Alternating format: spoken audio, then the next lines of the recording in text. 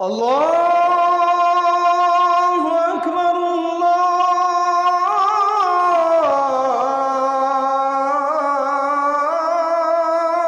আকবার। Number এক, একটি আদর্শ মসজিদের জন্য সর্বপ্রথম যে বিষয়টি থাকতে হবে তা হবে যে মসজিদ হবে তাওহীদ চর্চার কেন্দ্রবিন্দু। এখানে কোনো শিরকের নাম গন্ধ নিশানা থাকতে পারবে না। মসজিদে প্রার্থনা করবে শুধু আল্লাহ রাব্বুল আলামিনের কাছে। এখানে সেজদা হবে শুধু আল্লাহকে, কোনো কবরকে না, কোনো মাজারকে না, কোনো পীরকে না, কোনো জীবিত মৃত কোনো ব্যক্তিকে না, কোনো অদৃশ্য শক্তির কাছে কোনো সহযোগিতা চাওয়া নয়। একমাত্র সহযোগিতা চাওয়া হবে, সাহায্য চাওয়া হবে শুধু কার কাছে? আল্লাহ রাব্বুল আলামিনের কাছে। তাহলে সে মসজিদ হবে আদর্শ মসজিদ, সে মসজিদ হবে নবী সাল্লাল্লাহু আলাইহি সাল্লামের দেওয়া তার রূপরেখাওয়ালা মসজিদ। দ্বিতীয়ত, একটি আদর্শ মসজিদের জন্য যে বিষয়টি খুব গুরুত্বপূর্ণ তা হলো মসজিদে সুন্নাতে রাসূলের চর্চা হবে, কোনো বিদআতের চর্চা হবে না। সুন্নাত প্রতিষ্ঠা হবে মসজিদের মূল কাজ। প্রত্যেকটা কাজে প্রিয় নবী সাল্লাল্লাহু আলাইহি সাল্লাম কি করেছেন, বিশেষ করে ইবাদতগুলো, ইবাদতের ক্ষেত্রে প্রিয় নবী সাল্লাল্লাহু আলাইহি সাল্লাম আদর্শ কি আছে, তার সালাত কেমন ছিল, তার নামাজ কেমন ছিল, তার রোজা কেমন ছিল, তার দোয়া কেমন ছিল, তার তিলাওয়াত কেমন ছিল, তার দুরূদটা কিভাবে পাঠ করা হতো, তিনি কোন আমলটা কিভাবে করতেন, সেই সুন্নাতগুলো প্রতিষ্ঠা করা হবে মসজিদের প্রধান কাজ। কোন মসজিদ যদি সুন্নাহ প্রতিষ্ঠা করে সর্বস্তরে, তাহলে সেটি হবে আদর্শ একটা মসজিদ। তৃতীয়ত, মসজিদ যেহেতু আল্লাহর ঘর এবং সেখানে যেহেতু তাওহীদ প্রতিষ্ঠা করতে হবে, এটাকে কেউ ব্যক্তিগত খবরদারি প্রকাশের জায়গা হিসাবে গ্রহণ করতে পারবে না। অনেক মসজিদ আছে যে মসজিদগুলো মসজিদের কমিটি, মসজিদের কর্তৃপক্ষ, মোতাওয়াল্লি, সভাপতি, সেক্রেটারি অথবা বিভিন্ন ব্যক্তিবর্গ তারা তাদের ক্ষমতা জাহিরের একটা কেন্দ্র হিসেবে মনে করেন। তারা মনে করেন যে তাদের খবরদারি জাহিরের একটা বড় জায়গা হলো মসজিদ। মসজিদ হলো গোলামি প্রকাশের জায়গা। আল্লাহর ঘরে এসেও যদি কেউ নিজের কর্তৃত্ব আর সর্দারি আর মাতবরি জাহির করতে চায়, তো এর চেয়ে বড় অহংকারী আর পাপিষ্ঠ এবং কপাল পোড়া হতভাগা আরেকজন হতে পারে না। মসজিদের দায়িত্ব বুঝে নিলে বা মসজিদ পরিচালনা করার দায়িত্ব পেলেই যে আপনি আল্লাহর প্রিয় পাত্র হয়ে গেছেন, এত সহজ হিসেব নিকেশ করার কোনো সুযোগ। এজন্য আদর্শ মসজিদের জন্য এই জিনিসটা খুবই জরুরি যে মসজিদ কর্তৃপক্ষ ইমাম সাহেবকে, খতিব সাহেবকে বলবেন পরিষ্কারভাবে যে আপনি কোরআন এবং হাদিসের আলোকে আমাদের মসজিদকে আপনি আলোকিত করবেন, আবাদ করবেন। কোরআন হাদিসের বাইরে মন গড়া জিনিস আমরা চাই না। আজকাল সেই মসজিদ কমিটি খুব কমই পাওয়া যায় যে মসজিদ কর্তৃপক্ষ ইমাম সাহেব, খতিব সাহেবকে সে ফ্রিডমটা দেন, তাদেরকে সে স্বাধীনতা দেন, তাদেরকে তাদের কথা বলবার সুযোগ দেন। অবশ্য ইমাম খতিবদেরও দায়িত্ব আছে মসজিদ কমিটিকে বুঝিয়ে তাদেরকে কাউন্সিলিং করে তাদের কাছ থেকে বেশটা আদায় করে নেওয়া এবং মসজিদকে আদর্শ মসজিদ হিসেবে গড়ে তোলা। ভাইরা আমার, একটি আদর্শ মসজিদের জন্য আরেকটি গুরুত্বপূর্ণ যে বিষয়টি দরকার সেটি হলো মসজিদে ইমাম এবং খতিব মুয়াজ্জিন যারা থাকবেন, এটাকে তাদের পেট পালার মাধ্যম হিসেবে গ্রহণ করবেন না। শরিয়াত দৃষ্টিকোণ থেকে ইমামতি, খতিবগিরি করে টাকা নেওয়া, বেতন নেওয়া জায়েজ হলেও এটা তাদের রুটি রুজির মাধ্যম না। এটাকে যদি তারা একমাত্র রুটি রুজির মাধ্যম বানান, এটাকে যদি তারা শুধুই প্রফেশন হিসেবে দেখেন, তাহলে কখনো একটি আদর্শ মসজিদ গড়ে ওঠা সম্ভব নয়।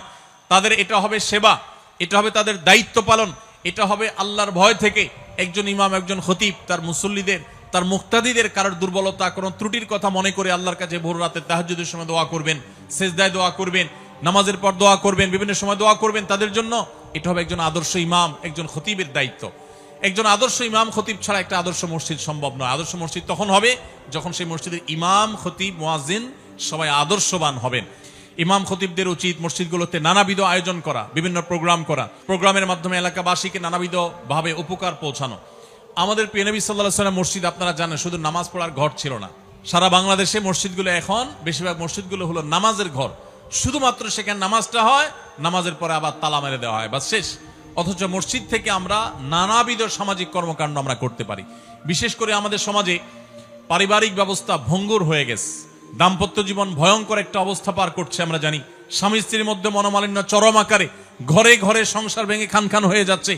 এরকম কঠিন পরিস্থিতিতে মসজিদের ইমাম সাহেবরা যদি প্রশিক্ষণ নিয়ে তারা যদি কাউন্সিলর হওয়ার দায়িত্ব নেন, কাউন্সিলর বলতে মানুষকে কাউন্সিলিং করা এবং ফ্যামিলি কাউন্সিলিংটা যদি তারা সঠিকভাবে করতে পারেন, তাহলে ইনশাআল্লাহ আমাদের সমাজের এই ভয়াবহতা কিছুটা হলেও রোধ করা সম্ভব। আল্লাহ তাআলা আমাদের সমস্ত মসজিদগুলোকে সেরকম মসজিদ হিসেবে কবুল এবং মঞ্জুর করবো না, আমিন। মসজিদ হলো ইসলামী সমাজ ব্যবস্থার হৃৎপিণ্ডের মতো। মানুষের শরীরের জন্য, মানুষের জন্য হৃৎপিণ্ড যেরকম গুরুত্বপূর্ণ অঙ্গ, ঠিক একইভাবে মসজিদ হলো একটা মুসলিম সমাজের হৃৎপিণ্ডের মতো। মসজিদ ছাড়া একটা মুসলিম সমাজ কখনো চিন্তাই করা যায় না, কল্পনাই করা যায় না। এই জন্য আমাদের প্রিয় নবী সাল্লাল্লাহু আলাইহি সাল্লাম মক্কা থেকে মদিনায় হিজরত করে আসার পর সর্বপ্রথম যেই কাজটি করেছেন, সর্বপ্রথম যে আমলটি করেছেন, সেটি ছিল মসজিদ নির্মাণ। মসজিদ নির্মাণের আমলটি আমাদের প্রিয় নবী সাল্লাল্লাহু আলাইহি সাল্লাম সবকিছুর আগে করেছেন। ইসলামের ইতিহাসে প্রিয় নবী সাল্লাল্লাহু আলাইহি সাল্লামের স্বহস্তে নির্মিত, তার তত্ত্বাবধানে নির্মিত সর্বপ্রথম মসজিদের নাম কি? মসজিদে কুবা। প্রিয় নবী সাল্লাল্লাহু আলাইহি সাল্লাম মক্কা থেকে হিজরত করে যখন মদিনায় প্রবেশ করেছেন, কুবা অঞ্চল দিয়ে, কুবা এলাকা দিয়ে প্রবেশ করেছেন মদিনায়। আর কুবা এলাকায় মদিনার মানুষ সমবেত হয়েছিল প্রিয় নবী সাল্লাল্লাহু আলাইহি সাল্লামকে অভ্যর্থনা জানাবার জন্য। আর সেই জায়গায় দাঁড়িয়ে তিনি সর্বপ্রথম কুবায় মসজিদ নির্মাণ করেছেন, সেখানে অবস্থান করে মসজিদ নির্মাণ করেছেন, সেখানে সালাত আদায় করে তারপর সামনে আরো মসজিদ নির্মাণ করেছেন। এরপরে মদিনার কেন্দ্রে যখন প্রবেশ করেছেন, আজকে যেখানে মসজিদে নববী অবস্থিত, সেখানে যেও তিনি প্রথম কাজ করেছেন মসজিদ নির্মাণ। নিজের বাসাবাড়ি নির্মাণ, নিজের থাকার জায়গা, ঠাঁই, এগুলো সব পরে চিন্তা করেছেন, আগে মসজিদ নির্মাণ করেছেন। এবং মদিনার মসজিদকে কেন্দ্র করে আজ গোটা পৃথিবীব্যাপী যে ইসলাম আমরা দেখতে পাচ্ছি, ইসলামের সৌন্দর্য, ইসলামের সুঘ্রাণ ছড়িয়ে পড়েছে, এটির কেন্দ্রবিন্দু ছিল মসজিদে নববী। সেই মসজিদে নববী থেকে গোটা ইসলাম সারা পৃথিবীতে ছড়িয়ে পড়েছে। তো এই জন্য একজন মুসলমানের কাছে মসজিদ অত্যন্ত গুরুত্বপূর্ণ একটি প্রতিষ্ঠান। মসজিদ নির্মাণ, মসজিদ আবাদ, মসজিদকে নানাভাবে সজীব রাখা, মসজিদকে প্রাণবন্ত রাখা, মসজিদকে আদর্শ মসজিদে রূপান্তর করা, এটা মুসলিম হিসেবে আমাদের সকলের কর্তব্যের অংশ। মসজিদগুলোর শক্তি সম্পর্কে আমরা অনেক মুসলমান জানি না। আজ পৃথিবীর বিভিন্ন প্রেসিডেন্ট, পৃথিবীর বিভিন্ন রাষ্ট্রনায়কেরা তারা তাদের জাতির উদ্দেশ্যে সাপ্তাহিক বক্তব্য দিয়ে থাকেন, বুলেটিন প্রকাশ করে থাকেন। এই মসজিদ হলো সেই প্রতিষ্ঠান, মুসলমানদের এই মসজিদ থেকেই সর্বপ্রথম এই আইডিয়া দেয়া হয়েছে সপ্তাহে একদিন এলাকার সর্বস্তরের মানুষের উদ্দেশ্যে ভাষণ দিবেন সম্মানিত খতিব, এবং তাদের সুবিধা অসুবিধা, তাদের করণীয় বর্জনীয়, তাদের জন্য প্রয়োজন নির্দেশনা তিনি প্রদান করবেন। এর মাধ্যমে একটা আদর্শ এবং সুন্দর সমাজ গড়ে উঠবে। তো এটার কেন্দ্র হলো যে মসজিদ, সে মসজিদগুলো যদি আদর্শ মসজিদ হয়, সে মসজিদ যদি কোরআন এবং হাদিস যে মসজিদের ছক এঁকে দিয়েছে, কোরআন এবং হাদিস যে মসজিদের রূপরেখা বাতলে দিয়েছে, আমাদের মসজিদগুলো যদি সেরকম মসজিদ হয়, তাহলে এরকম মসজিদ অনেক বেশি প্রয়োজন হবে না। একটি মসজিদ গোটা পৃথিবীকে পরিবর্তন করার জন্য যথেষ্ট হবে ইনশাআল্লাহ। সময়ত ভাইরা আমার, মসজিদে নববীতে একটি মসজিদই ছিল, যে মসজিদ আমাদের মসজিদগুলোর মতো এত দামি পাথর ছিল না, যে মসজিদগুলোতে আমাদের মসজিদগুলোর মতো এত উন্নত নানা রকমের ব্যবস্থাপনা, এয়ার কন্ডিশন থেকে নিয়ে নানা রকমের সাউন্ড সিস্টেম আজকাল যেগুলো থাকে আধুনিক, এর কোনো কিছুই যে মসজিদে ছিল না। সেই বাহ্যিকভাবে দুর্বল অবকাঠামোর উপর দাঁড়িয়ে থাকা সেই মসজিদ এতটা শক্তিশালী ছিল, গোটা পৃথিবীর মোড় এটাকে খুব অল্প কিছুদিনের মধ্যে পরিবর্তন করে গোটা পৃথিবীর নেতৃত্বের আসনে মুসলমানদেরকে বসে দিয়েছিল এই মসজিদে নববী। আজও যদি আমরা আমাদের মসজিদগুলোকে সেরকম আদর্শ মসজিদ বানাতে পারি, তাহলে ইনশাআল্লাহ সমাজের চেহারা বদলাতে খুব বেশি সময়ের প্রয়োজন হবে না।